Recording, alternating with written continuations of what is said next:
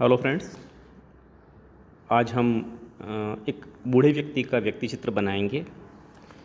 साथियों, हमने जो अपनी पिछली कक्षाएं थी उनमें त्वरित रेखांकन किया और पोर्ट्रेट भी बनाया।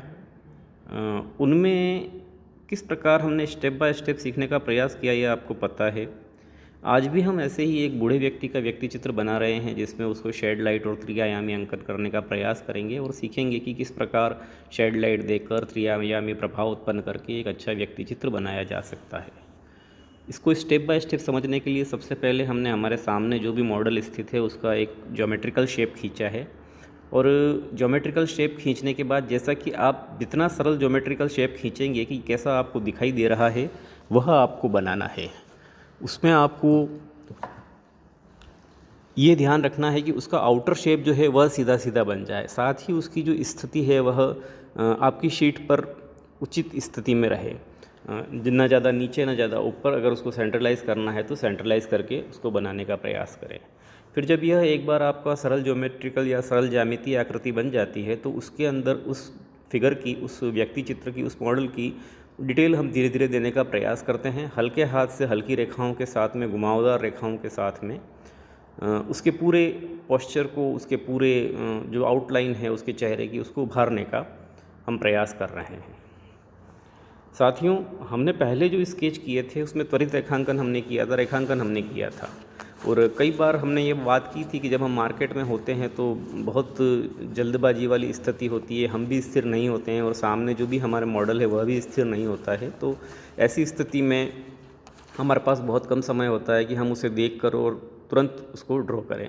लेकिन जब हम अपने स्टूडियो में बैठे हुए होते हैं, चित्र बनाने की मुद्रा में होते हैं, सभी संसाधन हमारे पास में होते हैं और सामने जिसका व्यक्ति चित्र बनाना है वह भी एक स्थिर स्थिति में बैठा हुआ होता है, तो हमें उसकी हर डिटेल को, हर उसकी बारीकी को समझकर और उसको ड्रॉ करना होता है। पर्याप्त समय होता है और आप आसानी से एक एक चीज़ को क्लियर करते हुए चित्र बना सकते हैं।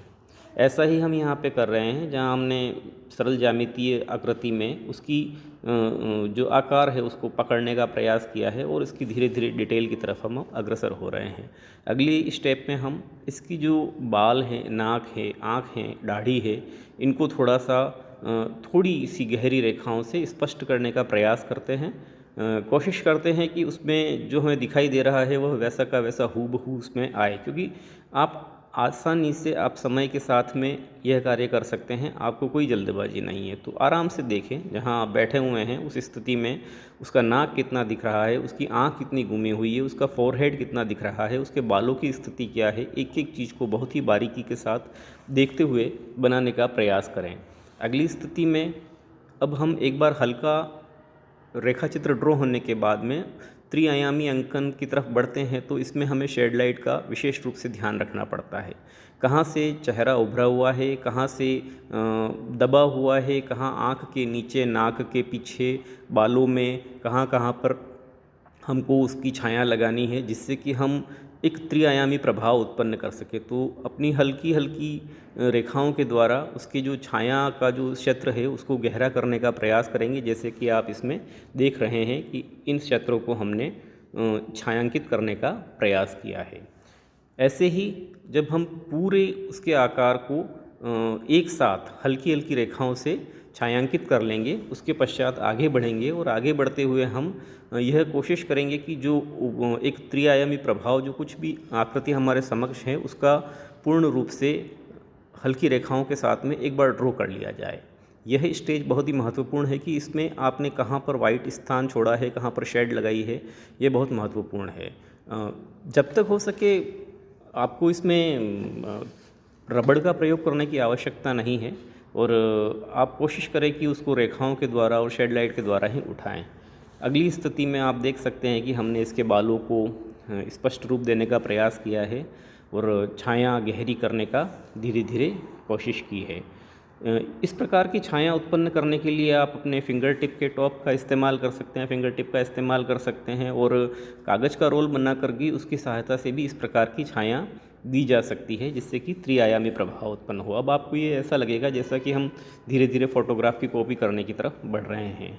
अगली स्थिति में हम उसके कान को हमने गहरा करके त्रिआयामी प्रभाव को उत्पन्न करके निकालने की कोशिश की है और अब आप देख सक रहे हैं कि इसका स्वरूप धीरे धीरे हमारे सामने आता जा रहा है। ये देखिए, हमने इसकी कान की डिटेल को शेड लाइट के साथ में पूरा स्पष्ट करने का प्रयास किया है।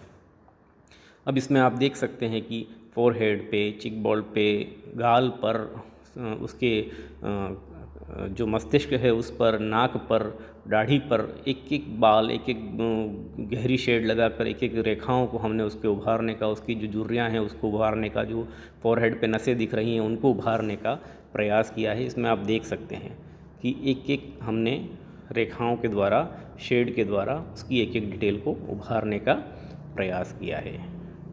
यह कौशल का विषय है और धीरे धीरे जैसे आप अध्ययन करते रहेंगे, प्रैक्टिस करते रहेंगे, तो चित्र बनाना आपको धीरे धीरे आता रहेगा। बहुत अधिक हमने इसमें स्पष्टता लाने की कोशिश नहीं की है, पर इसके मॉड्यूल को समझकर उसको त्रिआयामी रूप देने का इसमें प्रयास हमने किया है, जो कि आपके सामने ये दिखाई दे रहा है। इस पूर्ण चित्र में आप देखेंगे कि हमने छाया के द्वारा और जो इसकी प्रकाश है उसके द्वारा इसका त्रिआयामी प्रभाव उत्पन्न करने का प्रयास किया है। यह चित्र पूर्ण चित्र है और इसमें आपको शेड लाइट दिखाई देगी और शेड की भी तीनों टोन हल्की, गहरी और गहरी दिखाई देगी। प्रकाश की भी इसी प्रकार से आपको तीव्रता इसमें जहाँ आवश्यक क्षेत्र हैं वहाँ पर दिखाई देगी। तो किस प्रकार हम इस स्थिति तक पहुँचे हैं इसका एक बार पुनरावलोकन कर लेते हैं। यह इसके पहले की स्थिति है, यह इससे पहले की स्थिति है, यह इससे पहले की स्थिति है, यह स्थिति वह है जब हमने इसमें शेड लाइट देने का प्रयास शुरू किया था। यह केवल रेखांकन वाली स्थिति थी। यह इसके पहले की स्थिति है।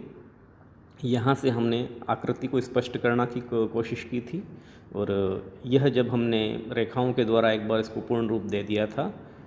और यह हमारी दूसरी अवस्था है जब हमने कुछ रेखाओं के द्वारा आकृति उभारने का प्रयास किया था और ये हम सबसे प्रारंभिक स्थिति है जिसमें हमने सिर्फ एक ज्यामितीय आकृति बनाकर और उसके साथ खेलना शुरू किया था। तो इस प्रकार स्टेप बाय स्टेप हम पोर्ट्रेट बना सकते हैं और इसको स्पष्ट रूप दे सकते हैं। आप अगर निरंतर प्रयास करेंगे तो अपने कार्य में निश्चित रूप से सफल रहेंगे। तो आप इस प्रकार के प्रयास करते रहिए और चित्र बनाते रहिए और अच्छे अच्छे चित्र बनाकर सेंड करें और दूसरे लोगों को भी दिखाएं ताकि कि अच्छा कुछ निकल कर आ सके। थैंक्स।